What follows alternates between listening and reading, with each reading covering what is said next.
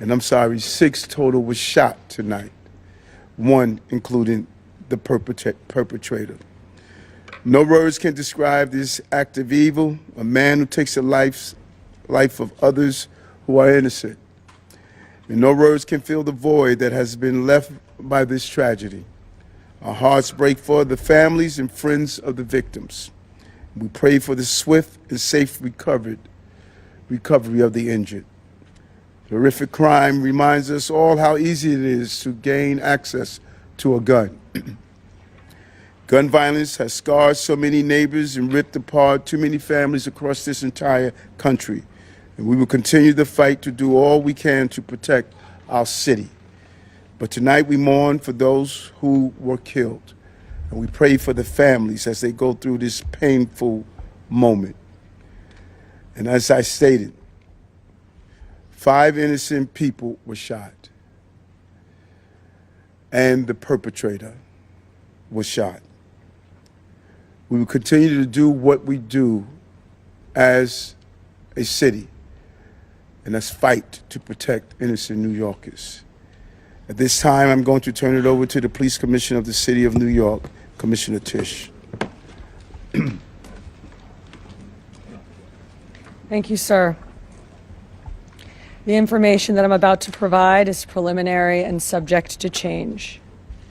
At 6:28 p.m., the 911 call center started receiving multiple 911 calls for an active shooter inside of 345 Park Avenue at 52nd Street in Manhattan. What happened next is under an active investigation and details are still coming in, but here's what we know so far. Surveillance video shows a male exit a double-parked black BMW on Park Avenue between 51st and 52nd Streets, carrying an M4 rifle in his right hand. He walks towards the building's entrance. That individual was seen exiting the BMW alone. The building's security camera footage shows the shooter enter the lobby, turn right, and immediately open fire on an NYPD officer. He then shoots a woman who took cover behind a pillar and proceeds through the lobby, spraying it with gunfire. He makes his way to the elevator bank, where he shoots a security guard who was taking cover behind the security desk. 1 additional male is shot in the lobby, per his own statement from the hospital. The shooter then calls the elevator, which opens in the lobby. A female exits that elevator, and he allows her to walk past him unharmed. He goes up to the 33rd floor, which is route and management, and begins to walk the floor, firing rounds as he traveled. 1 person was struck and killed on that floor. He then proceeds down a hallway and shoots himself in the chest. In total, we have 5 victims shot, our officer and 4 other innocent civilians, plus the shooter. The shooter is believed to be Shane Tamura, a 27-year-old male with a Las Vegas address. The vehicle he exited is registered in Nevada to Mr. Tamura. Inside of that vehicle, officers found a rifle case with rounds, a loaded revolver, ammunition, and magazines, a backpack, and medication prescribed to Mr. Tamura. The vehicle was searched by our bomb squad and found to be clear of any explosives. The initial investigation shows that Mr. Tamura's vehicle traveled cross-country through Colorado on July 26th, then Nebraska and Iowa on July 27th, and then in Columbia, New Jersey, as recently as 4:24 p.m. today. The vehicle entered New York City shortly thereafter. According to our law enforcement partners in Las Vegas, Mr. Tamura has a documented mental health history. His motives are still under investigation, and we are working to understand why he targeted this particular location. 345 Park Avenue is a commercial office building whose tenants include the NFL, Root and Management, KPMG, and Blackstone. At this time, 4 of the 5 victims are deceased, including our NYPD cop. Our officer was transported here to New York Presbyterian along with 1 male civilian, the lone shooting survivor, who is in critical but stable condition at this time. Two other civilians, one male and one female, both deceased, were brought to Bellevue. The fourth civilian is a female who was found dead on the 33rd floor of the location. Additionally, there are 4 other victims being treated for minor injuries sustained in their attempts to flee the scene. Victims' names are being withheld at this time, pending family notification. Officers from our Special Operations Division are currently conducting a secondary sweep of the entire building. I want to be very clear. We believe this to be a lone shooter, and there is no longer an active threat to the public. But today, 4 innocent victims are dead. Among them is NYPD police officer Didarul Islam, 36 years old, 4 years on the job. Officer Islam was married with 2 young boys, and his wife is pregnant with their 3rd child. He's assigned to the 4-7 precinct in the Bronx. He was doing the job that we asked him to do. He put himself in harm's way. He made the ultimate sacrifice, shot in cold blood, wearing a uniform that stood for the promise that he made to this city. He died as he lived, a hero. I want to extend my profound sympathies to all of the victims and their families, and to the brave NYPD cops who today lost a brother. There are still many questions that we have to answer, and we will answer them. But for now, our city is in mourning for the innocent lives lost.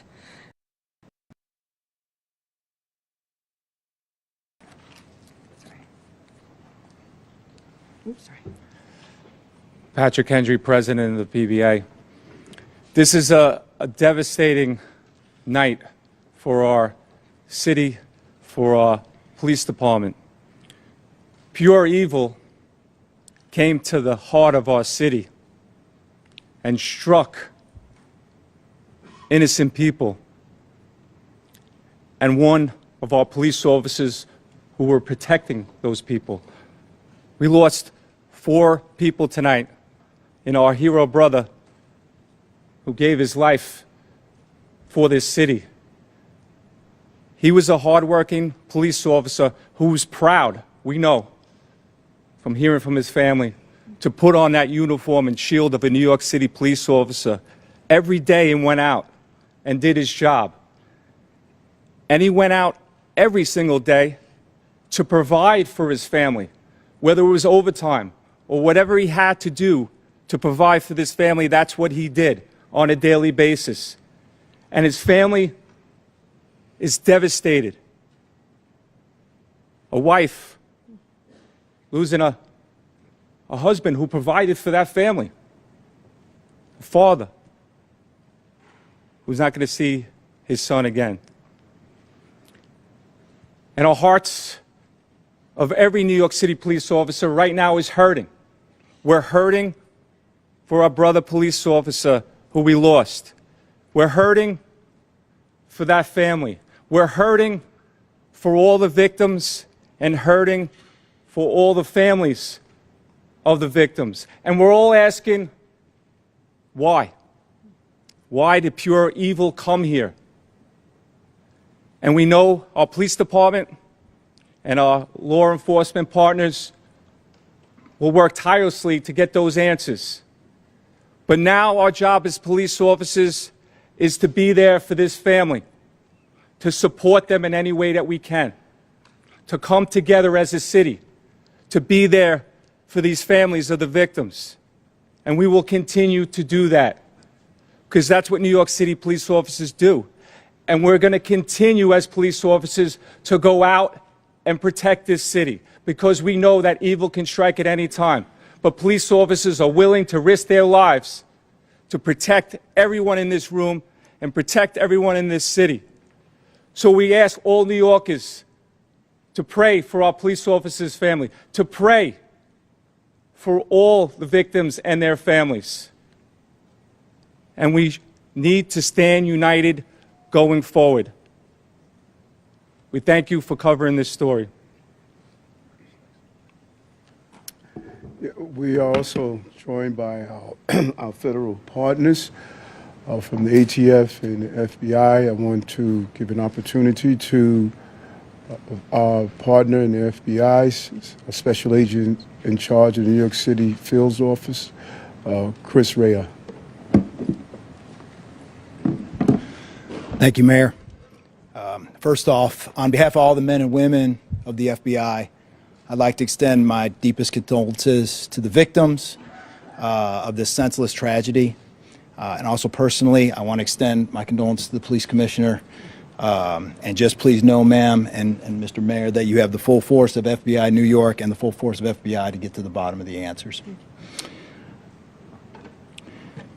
Upon learning of the incident this evening, FBI agents immediately deployed to the scene to assist our NYPD partners.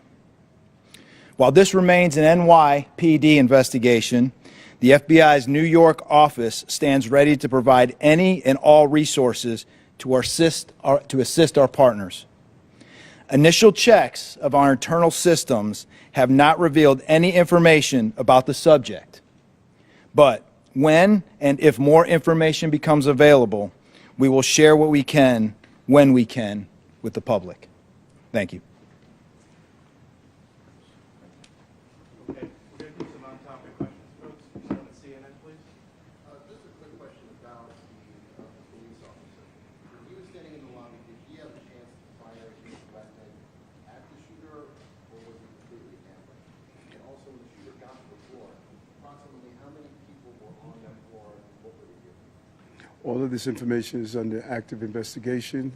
Videos are being reviewed, and as this investigation continues to unfold, we'll be able to answer those questions. But right now, it's an active investigation. Miles, Commissioner, if you could just talk about, he was working paid detail there, for people who might not know what that means, and was he the only officer working that paid detail there?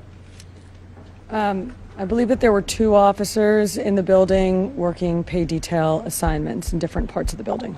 And what is that? People they say he's on his day off, working the uniform. Paid detail is a program that we have set up at the police department that allows companies to hire officers in uniform to provide extra uniform security. Commissioner, did she, based on interviews with witnesses, she say anything at all? And secondly, did he leave behind any manifesto, any writings or